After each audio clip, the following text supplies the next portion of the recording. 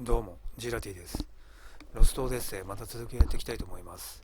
前回の続きなんですが、ちょっともう一回戻って、ボギーモレー戦からもう一回セーブデータ、セーブできないので、そこからまたやり直しました。理由は、終わり際に言ったように、ちょっとヤンセンがね、死んだままっていうのがちょっと嫌だったし、それから、白魔使いだっけ、なんとかってやつ。前回のね。あいつ殺したらもらえるかなって思ったんですけど、ドロップのとこに書いてあったんでね、サーチグラスだっけで調べたらね、でもね、もらえなかったね。やっぱ確率なのかな。でもとりあえず1個は盗めたんで、いいでしょう。もうしょうがない。もう一回ボギーモレーさんからやるのしんどいんで、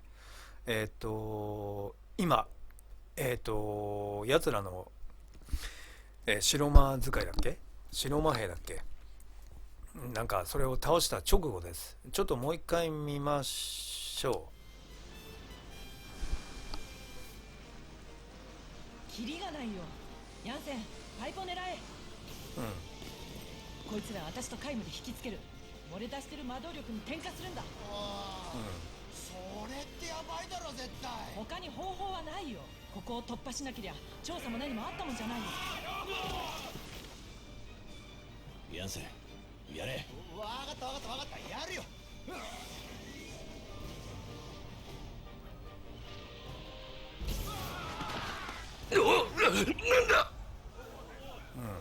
なんか突然声大きくなんだな、ムービーだと。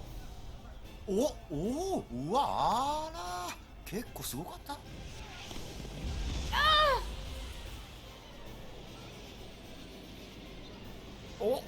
やべ。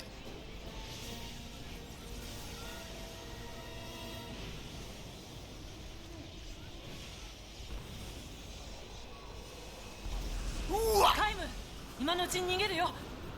皆無ったら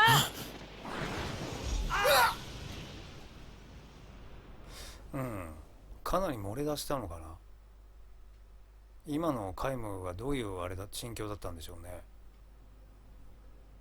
あとさ、ガンガラだっけ、あれがヤンセンとさ魔導の契約を結んでるっていうのがずっと気になってたんだけど、前にも言ったと思うんですけど、ああいう力を使えるっていう意味の契約ってことなのかな。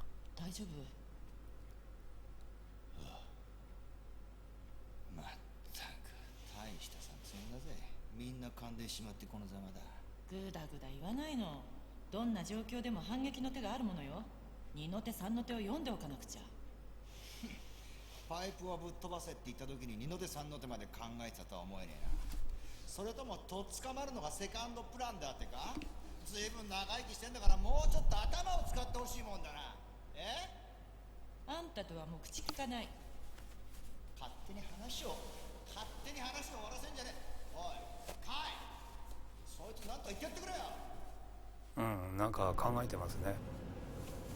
そういう意味で使えるのかな。あと魔法を使えるっていうのはこの世界は普通なのかな。その辺のこともよくわからないですね。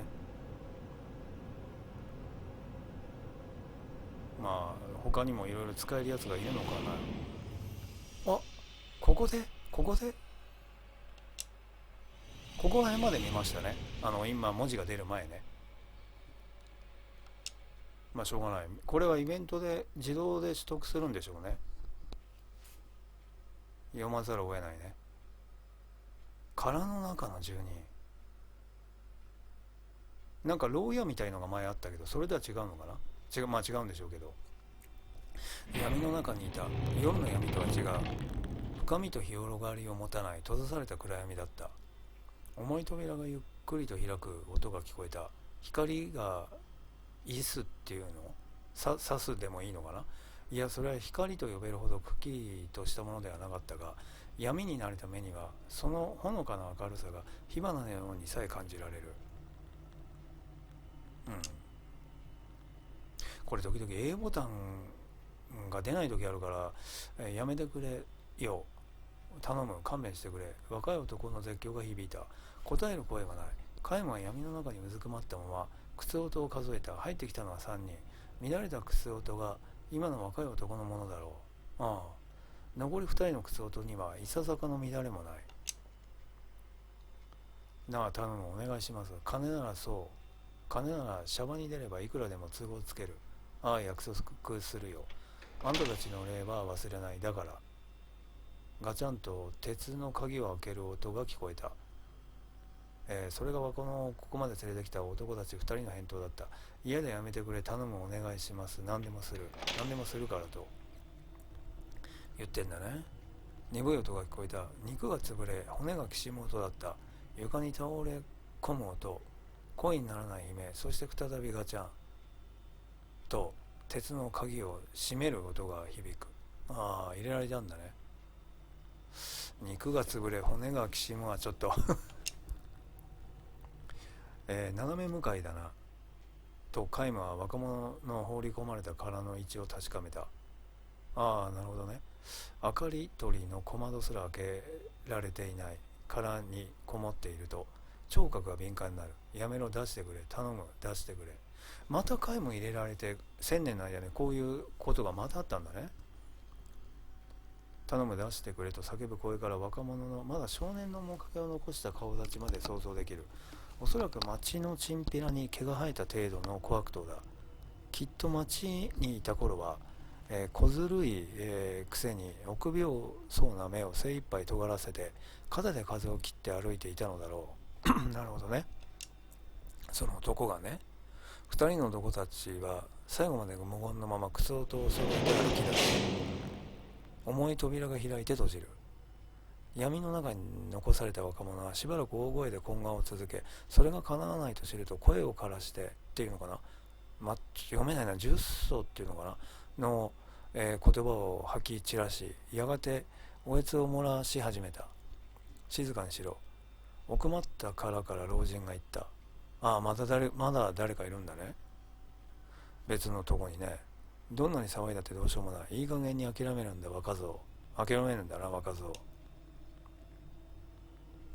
殻、数十個の殻が並んだ闇の中で最も古株の男だった。カイムがここに放り込まれた時にも老人はいた。騒ぎ立てる新参者をいさめ、なだめるのはいつもこの老人の役目だった。まあそれなりにカイムも長いのかな。泣きわめく暇があったら目を閉じておけ。シャバにいた頃の思い出でも飴玉のようにしゃぶってればいいんだ。周りの殻から押し殺した笑い声が聞こえた。カイムは懐を緩めるだけで付き合い、静かにたま息をついた。闇の中に並ぶ殻は全て埋まっているはずだったが、聞こえてくる笑い声の数は少ない。それはつまり殻の住民たちのほとんどがもや笑う力さえ失っているということだった。生きてはいるのかな。なあ若造。老人は教え諭すように続けた。ジタバタしたってしょうがない。いい加減に落ち着いて覚悟を決めるんだ。そうしないと老人は少し語調を強める。目をつぶったままここから外に引きずり出されることになっちまうぞ。なんで入ることになったのかな。前の牢屋の時もなんで入ることになったのかが分かんなかったね。それはあんま問題じゃないのかな。昨日もそうだった。昨日もそうだった。若者の放り込まれた殻から前の住民がずるずると引きずり出された。3日前から甲高い笑い声が途切れに上げていたとこだった。2日前には殻の壁に繰り返し頭をぶつける音が聞こえて、やがておかしくなっちゃうね。やがてそれが止んで無言のまま外に出されたのだった。死んじまったのか。いいか若造、気持ちをしっかり持つんだ。暗闇に飲み込まれるな。目をつぶってシャバの景色を想像しろ。できれば広い景色だ。海でも空でも見渡す限りの草原でもいい。思い出せ、想像しろ。それがここで生き抜く唯一の道だ。新参者に語りかける。いつもの言葉だった。だが若造はふざけるなと涙まじりにとなった。生き抜くだとこんなところで生き抜いてどうするって言うんだ。俺は知ってるんだぞ。ここはどういう場所か。出口なしの牢獄だ。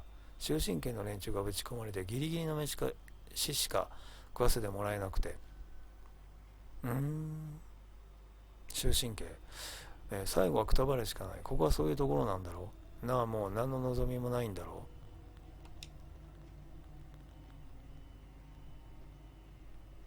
まあ冤罪とかじゃないんだったらまあしょうがないよな。怒鳴り声がまたおえつに変わる。これも大概の新参者が見せる反応だった。間違いではない。これは牢獄だ。殻の一つ一つは鉄格子のはまった独房で、牢獄なんだ。牢獄って言葉出てきてたっけ？ちょっと忘れちゃったけど。なんか特別な、だからなんかほら、監禁されてるとかなんじゃなくて、ちゃんとしたその牢獄なの。鉄格子のはまった独房で、そこに放り込まれた囚人か、自分の葬式の時まで日の光を浴びることはできない。なるほど。終身刑か。体がくたばるのはしょうがない。だがな若造、心から先にくたばっちまってはどうしようもないだろう。希望はお前自身が捨て去るまで消えないんだ。老人は静かに語りかけて、この体制も長くは続かない。続くはずがないんだと噛みしめるように言った。老人は政治犯か。反体制派のリーダーとして独裁政権に歯向かい続け、戦いに敗れて投獄されたのだった。だが新参者の若者はその言葉を聞く余裕もなく、床を転げ回りながら泣き続ける。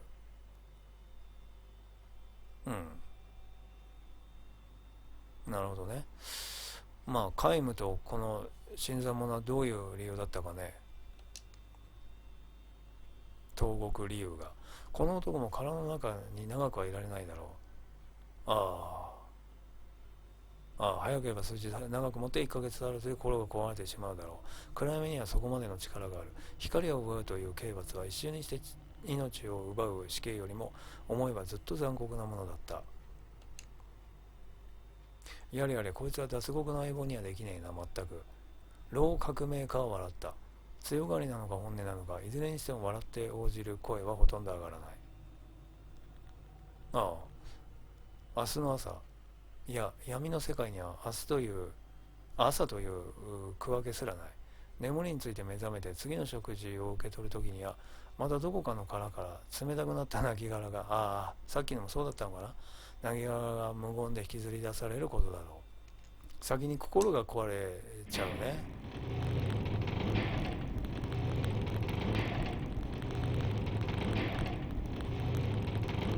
なんだね。なんか連続でっていうか、押すのなあ。今ここには何人いるんだ。老革命家は言った。俺の声が聞こえてるんなら返事をしてくれないか。聞こえてます。皆無が答える。老革命家が皆無に聞いてんの。皆無が答える。声はそれだけだった。ひでえもんだな。ほんの少し前までは満員御礼だった牢獄がこのざまか。老革命家はカサカサに乾いた声で笑った。外の世界で何があったんでしょうか。皆無が聞くと、老革命家は多分なと返し、何かあったんでしょうか。多分なと返し、クーデターや革命が起きても不思議じゃない頃だと思ってるんだ俺は、と続けた。俺の息子たちがこのまま黙っているはずがないんだからな。さっきの扉と関係あるのかな。皆無って言ったな。皆無、お前は気づいてなかったが、しばらく前までここにぶち込まれてくる連中がやたらと多かっただろう。それも普通なら終身刑に、課するっていうの、値するはずのないつまらない連中がでいいのかな。あの若者もそうだった。ただの小僧殿に過ぎなかった。それがただ盗みに盗み入った先が権力者とつながりのある豪商の倉庫だったというだけで殻に送られた。こういうやつじゃちょっと耐えられないかな。殻はいつでも満杯だった。どんどんぶち込まれて、どんどんくたばって、すぐにまた新参者がぶち込まれて、すぐにまたくたばって、あの若者もそうだった。暗闇に包まれる恐怖にあっけなく心が砕け散った。最後は幻覚も見ていたようだ。どれぐらい経ったのかね。もうダメか。新参者、もう新参者ではないのか。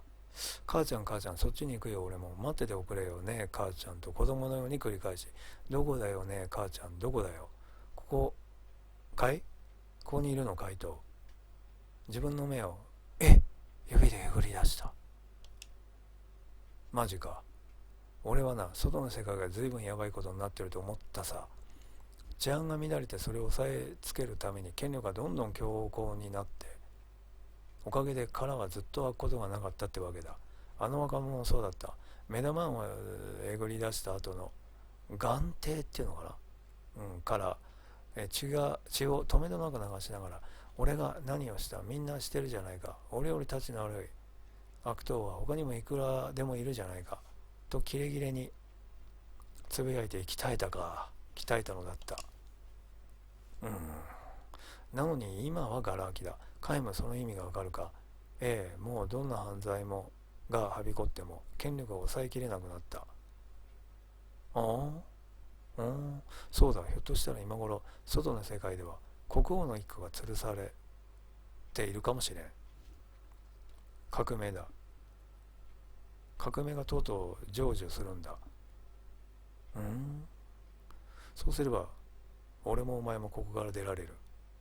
俺の息子たちが助け出しに来てくれる。あとちょっとの辛抱なんだ。黙ってうなずくと、老革命家はそれにしてもと続けた。カイもお前強いな。殻にぶち込まれて暗闇に包まれて、それでこんなに心の平静を保っていられるやつはそうざらにはいないぞ。本当に外で革命がなのかな。まあカイムはね、自分でもわからない。ただ殻に入れられた時、不思議なほど落ち着いていたのは確かだ。遠い遥か遠い記憶にその闇がある。闇に閉ざされた恐怖に苛まれる殻の住民たちの苦悩もはるかに遠い過去。自分もまだ味わっていたような気がする。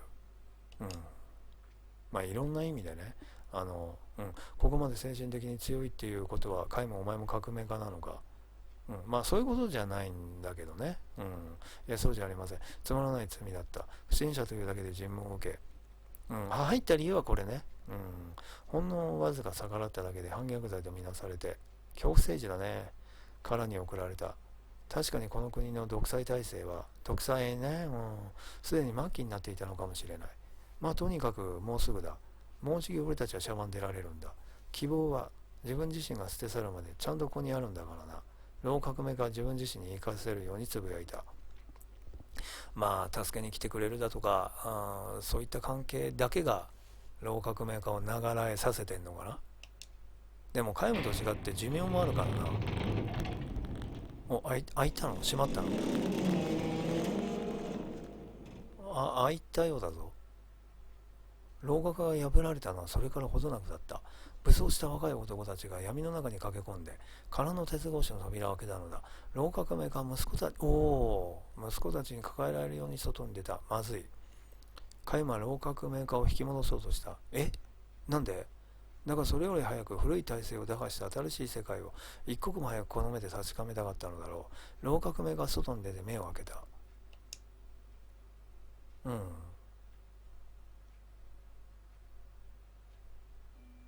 夕暮れだった。日はほとんど落ちていても暗闇に慣れきった目を焼くには十分な眩しさだった。老革命家は目をさえうめき声を上げて膝から崩れ落ちた。目を腕でかばったカイマは助かった。なぜそうしたのか自分でもわからない。遠い記憶が暗闇の刑罰の真の怖さは脱獄後にあるんだと教えてくれたのだろうか。わからない。俺はいつどこで牢獄につながれたのだろう。いや、その前に俺はいつからこうして果てない旅を続けているのだろう。そうなんだよな。牢獄はあれね、一回経験してるけど、それぞれこの思い出してる夢っていうのがどういうタイムラインなのかがわからないのでね、これの後に前に動画でやった牢獄なのかもしれないし、ただ思い出してないだけで他にも牢獄の経験があったのかもしれないもんね。こっちのプレイヤーはわからないけど。息子たちに囲まれて横たわった老革命家、血の流れる両目でカイムを探していた。そんななの？本当にそういうことなの？カイム、どうやら俺は最後の最後でしくじったらしい。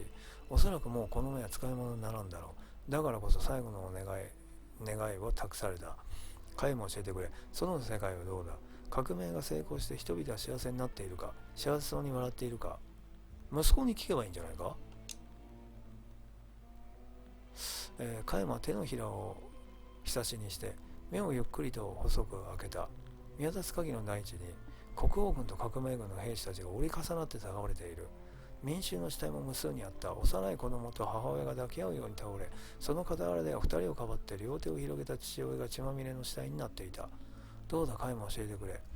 カイマはため息を飲み込んで、今から幸せな社会を作ってくださいと言った。それで老革命が全てを指した。ああ、うん。希望は捨てんぞ。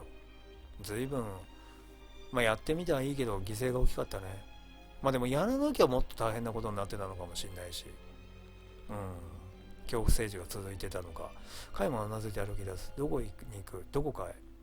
ここにとどまって俺たちと一緒に新しい世界を作らないか。カイマ、お前ならそれができる。ありがとうございます。でも行きます。歩き出すカイマは老革命家はもう引き止めなかった。代わりに殻の中で繰り返していた言葉を鼻向けに送った。希望は自分自身が捨てるまではいつだってどこにだってある。ああ、いい言葉って言えばいい言葉だね。それを忘れるな。カイマは歩き続ける。ふと足元の少年の下に目を留めた。少年は恐怖に目を大きく見開いたまま息途絶えていたか。鏡み込んでそのまぶたをそっと閉じてやった。暗闇は大いなる恐怖である一方深い安らぎにもなることを。カイマは自分でも手の届かない遠い記憶で知っていたから。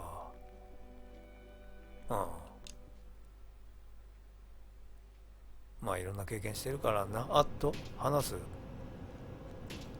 こっち。怖いか。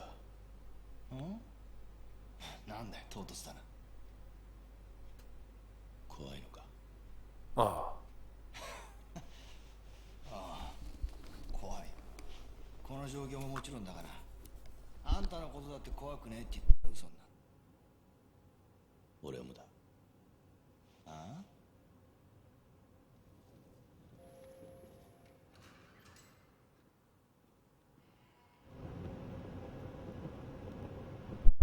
前回のやつですね。将軍ね。女王陛下よりヌマラ全軍を統括する任を賜っている。こいつは一体ウーラとは関係ないんだね。別の国の人。女王陛下だってヌマラだって全軍を統括するカントだっけっていうのとはまた違うんだね。カントもよく分かってないんだけど、ほとんど出ないから言葉が統括する任を賜っているカカナス。我が言葉は女王陛下の言葉としていい。お前たちに聞きたいこ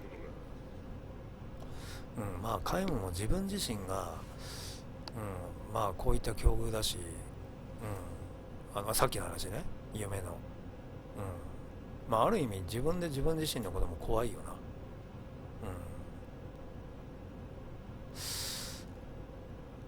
お前たちに聞きたいことがある。どうぞ、何なりと。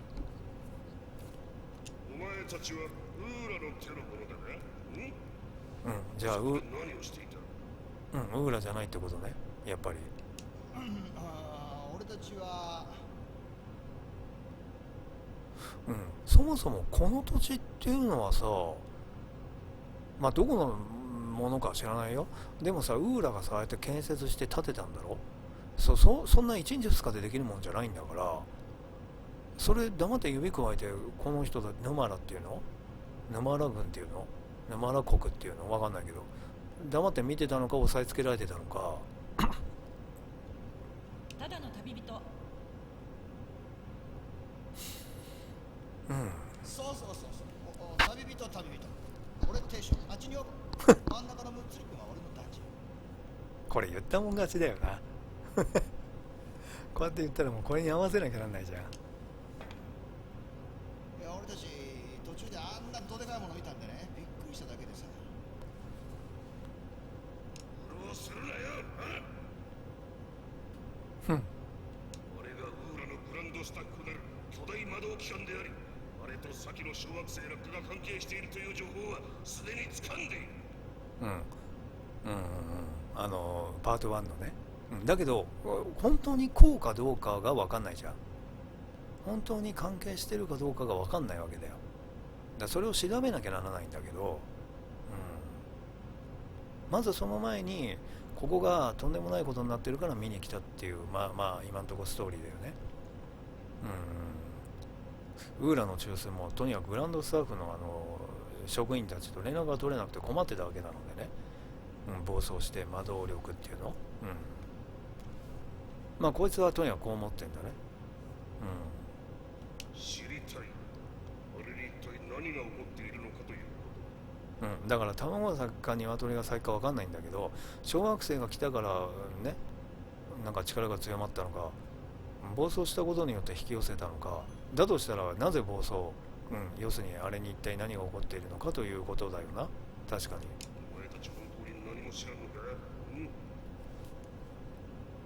まあ本質は知らないんだけどさ。だから旅人だってば。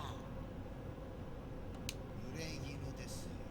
出してくださいよここ。こういう時は口八丁手八丁のヤンセンがうまくやってほしいよな。ただの旅人風情にしては手だれの戦いぶりだったよね。まあね。旅人だと言っている。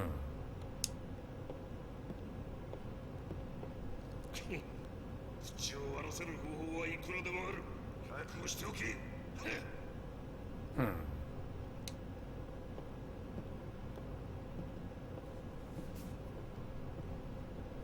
ああ、行っちゃった。将軍、ブンス。どうした。やはりホワイトボアの修復は現状の装備では賄いきれません。ホワイトボアってなんだろう。放電による損傷があまりにも大きすぎ、技術証拠の話ではヌマラに戻りドック入りすべきだと。ああ、それはさっきのヤンセン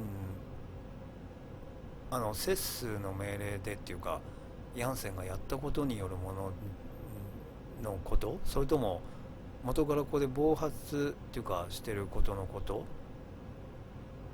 でも放電って違う話か。言うのではやむを得まい。作戦を中止して沼らに帰還する。なんでここにいんのかなこいつら。待て。お飾りはどうしてる。女王陛下でありますか。なんかあんまりよく思ってないみたいだな。じゃあ私の言葉は女王陛下の言葉と思えみたいなことはちょっと違うんだな。お部屋におられます。先ほどからずっとハープの音が聞こえております。ここの今この土地っていうのはどんだけでかいか知らないけど、この島っていうか土地っていうかにいるんだ女王陛下が。じゃあここ本拠地なの？よくだからさっきも言って建てられたよな、こんなもん機械をね。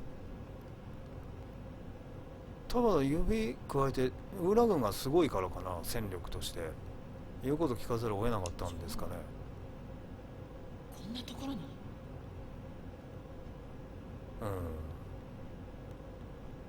本拠地じゃないかもしれないか。でもお飾りってなんだよ。お飾りなんだね。口出しされるよりは音楽をめでてもらってる方がこっちは楽か。なるほど。誠に。出発の準備だ。みんなに伝える。はっ。カカナスの目的は何かな。なんだおい、お飾りって仮にも女王陛下だろ。何怒ってんの？将軍どう聞いたって女王をコケにしてるだろ。何が我が言葉は女王の言葉と知れた。虫ずが走る。何それ。女王が気になるんだ。あんたに町場の女で十分よ。それにしても気になるな、沼らって。どういう国なんだろうな。これ沼らっぽい女がいんのかな。なあおいあんたもなんか引っかかってんじゃねえのか、その沼らに。いや、わからん。私はあるよ。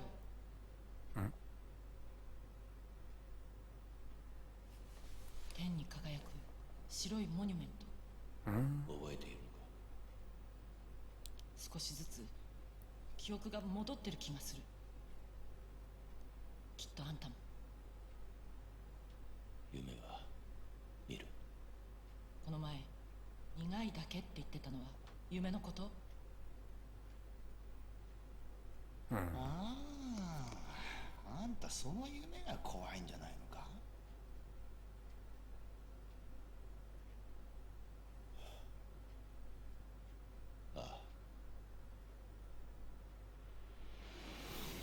ああ、これのこと？あ、正面の顔。俺の記憶は夢に満たされている。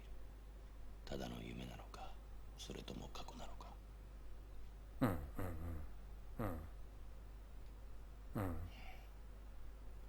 確かにね。まあカイムはね、分かんないんだよね。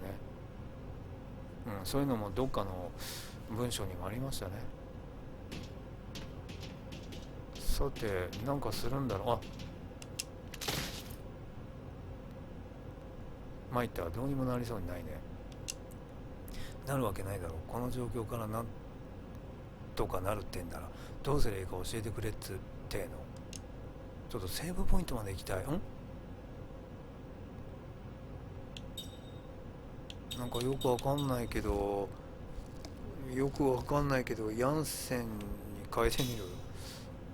あ、これなんか体当たり以外になんかあんの？わっと、なんだネズミか、脅かすんじゃねえよ。さっきもそういう言葉あったかな、カイム。こいつ何か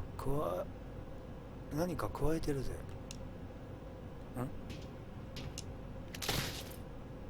やれやれ、これどうしようもないぜ。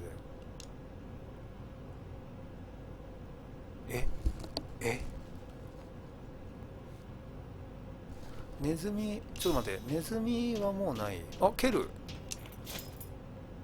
おい、こら待て、それ一応よこせって。なんか加えてるんでしょ。もう一回蹴れない？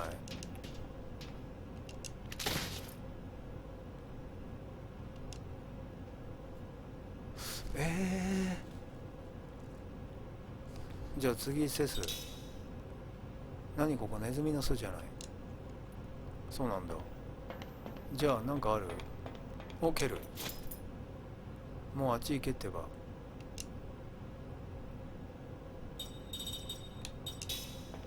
う一回じゃあカイムかな。さっきそんなのがあったらやればよかった。拾うが出た。ライトレンズ？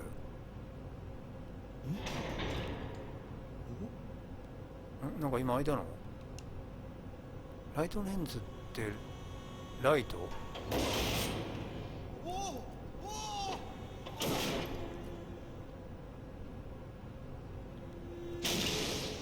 何どうしたの？ちょっと待って、おい待ってくれ。お父さんが今お手洗いに仕方がないって言ってるんだよ。そうじゃないとこのまま来ちゃうぞ。いいのか？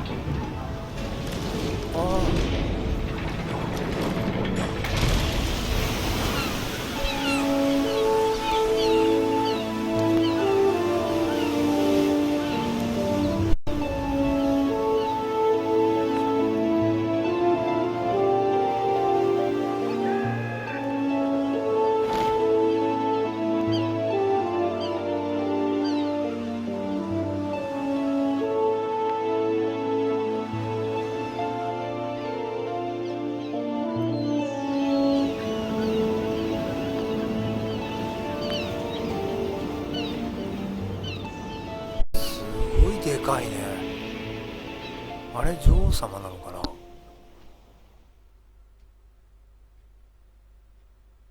ああいうとこにいたんだ。島でも陸でもなく。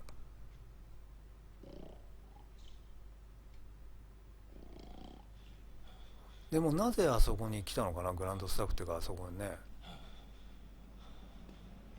魔動力っていうか、リルムっていうんだ。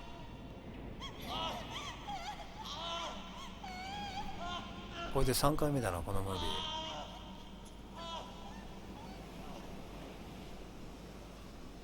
ー。なんで怒っちゃったんだっけ。お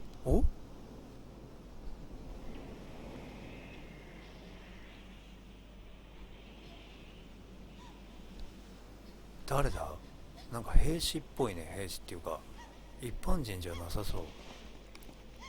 これはその1000年の間のことなのかな、それとも年もあんま取らないし、どれぐらいかわかんないよな。あ、なんか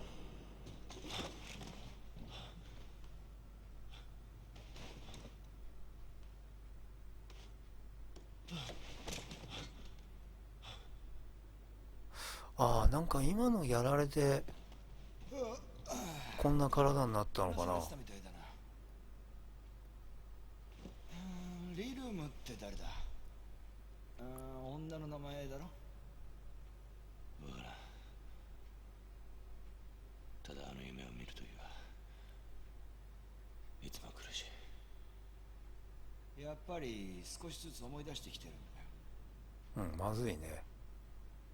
ヤンセンはあんたは思い出したくないみたいだけど、だんだん記憶が蘇ってきてるってことだと思う。思い出したところで何の意味がある。つくづくあんたはペシミストだよな。記憶をなくしたら大抵自分が何者なのかとか必死に自分の足跡をたどるもんじゃないのか。過去を断ち切りたいのかもしれん。だからさ。もうやめなよ。あ過去を求めたくなったらゆっくり思い出せばいい。今なんだかんだとせっついても皆無だって辛いだけだよ。悪うござんした。ヤンセンは目的を果たすのかな。まだ決定打にかけるね、ヤンセンとしても。こうあれね、紫。自身が記憶を取り戻したくないってんならこいつを使うまでもねえかな。ちょっとよく見たい。ちょっと動画見返すか。さっきのはなんか鎧着たやつが使ってんのも同じ。いいか、皆無とせず、もしどちらか一方だけでも記憶を取り戻すようなことがあればこれを使う。これなんすか。これ前のあれだね。魔動力の結晶とだけ言っておく。あの続きだ。奴らに投げつけるだけでいい。それだけで奴らの記憶は混濁し、再び闇の底に沈む。その時には3倍の報酬をやろう。あれ一粒で2人でも3人でも平気なんだ。これ何。あれそんな見つかっちゃったよ。これか。ガンガラの旦那からもらったんだ。へえ、なぜって聞かれるじゃないか。備えあれば俺になしってことさ。まあごまかすんだろうな。危ないものじゃないでしょうね。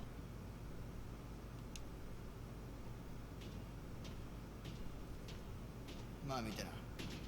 こう使うんだとよ。え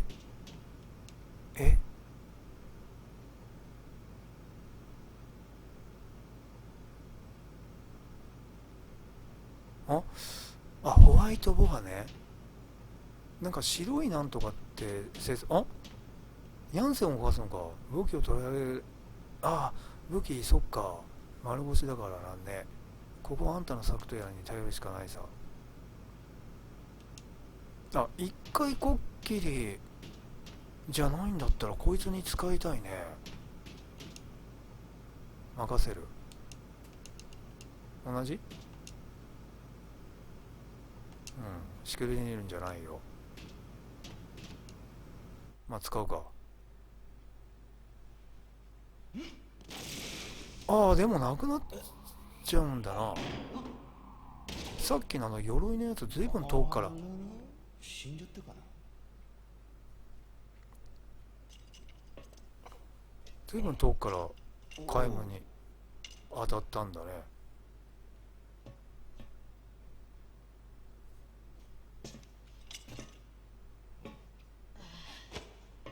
おはようござい誰？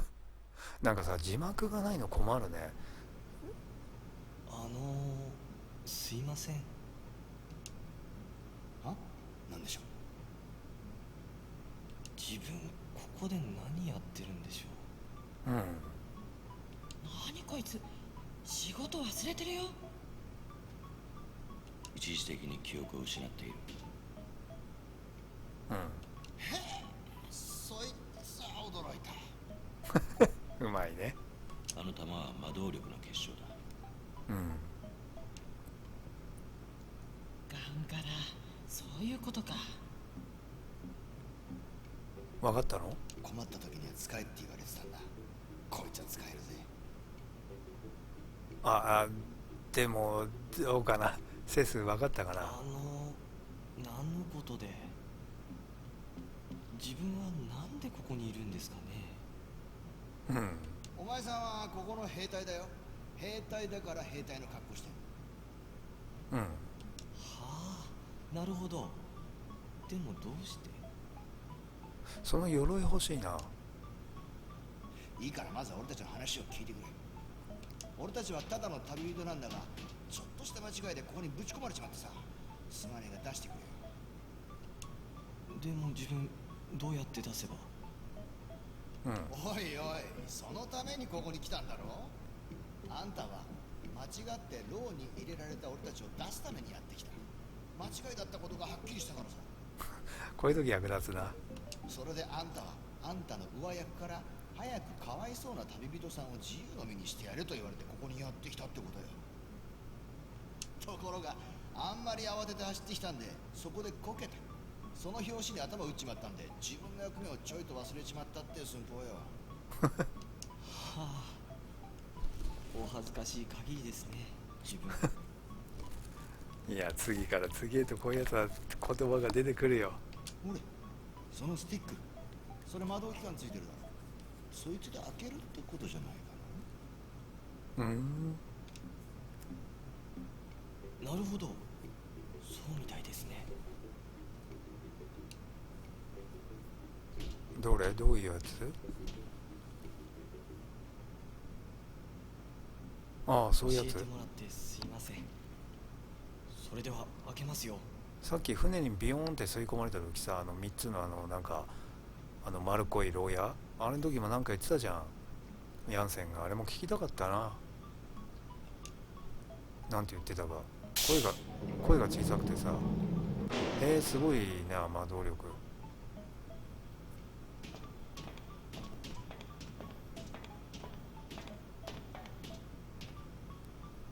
しっかりな。じゃあな。でもヌマラっていうのも魔導力っていうかを享受されてるんだね。してるというか、別にヌーラじゃない、なんだっけ、ウーラか、ウーラ初の発明品、どうなのかな、発明品じゃないのかね。まあ経済協力してんのか知らないけど、まあ元はね、わかんないけどね、まだ王政だった頃っていうのかな。あ、でも王政の時には魔導力はもうないのかな。ちょっとそこら辺のねあれがわかんないけど。道中お気をつけて。悪いね。通らせてもらうよ。あんた悪党だね。いいだろ、出られたんだから。だけどヤンセンも賭けだね。自分で思い出したくないどうのこうのねなら使う必要ないかみたいな感じだったけど、でもセスの方は分かんないじゃん。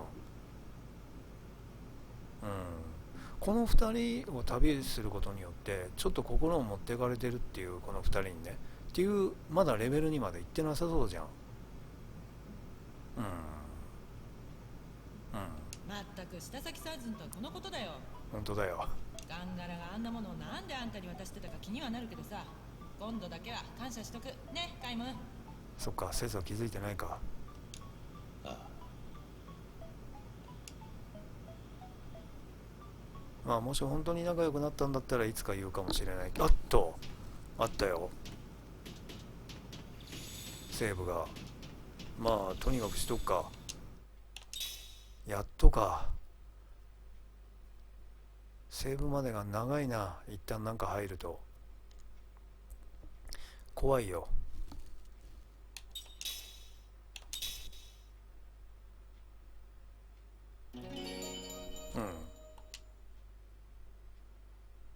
では、なんかろくなことやってないんだけどさ、今回はここまでにしときたいと思います。まあ夢が入るとちょっと長くなっちゃうよね。ではこの続きをここからとにかく出るんだか情報に合うんだか知らないけどねしなきゃいけないんだろうね。開ける。次回やっていこうか。では今回もご視聴いただきありがとうございました。次回の動画でまたお会いしましょう。進んだんだか進んでないんだかっていう感じ。では次の動画でジェラティでした。じゃあね。